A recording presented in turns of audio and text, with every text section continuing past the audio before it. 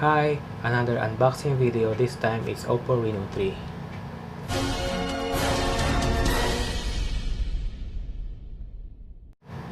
As we all know, this one was released last March 2020 and it has 8GB of RAM and 128GB of internal memory, and this is expandable. So let's proceed in unboxing.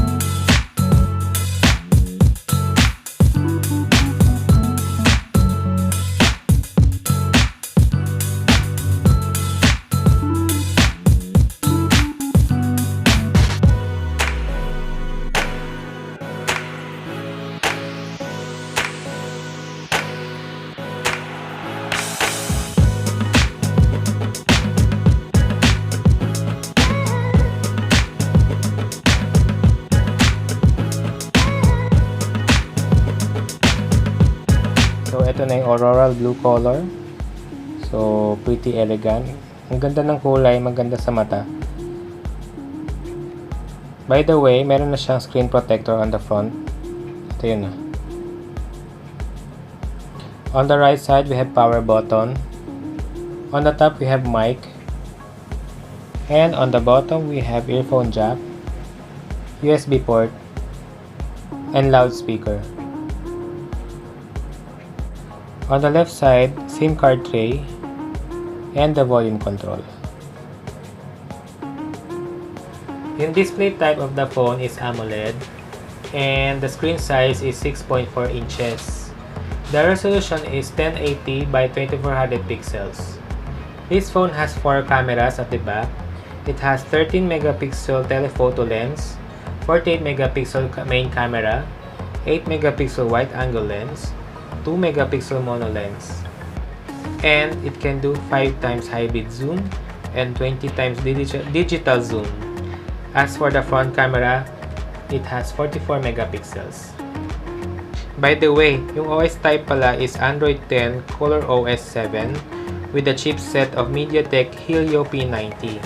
When it comes to the audio sound, it has high resolution audio and Dolby Atmos.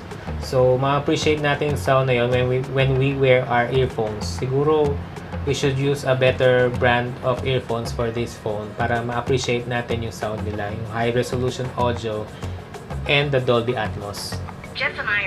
And it also supports 1080p streaming, yung mga movies sa Netflix, yung mga HD, ma-appreciate natin yung quality nila because this phone has 1080p streaming nga daw. For the battery capacity, it has 4025 mAh. They said that it can charge from 0% to 50% in just 30 minutes.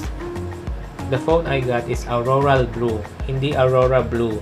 Pero ewan ko kung ano mean ng auroral blue with L. The colors available for this phone is midnight black, sky white, and auroral blue. So papakita ko sa inyo yung speed test of this phone, and then the charging speed test of this phone, and also some sample pictures. So here it is.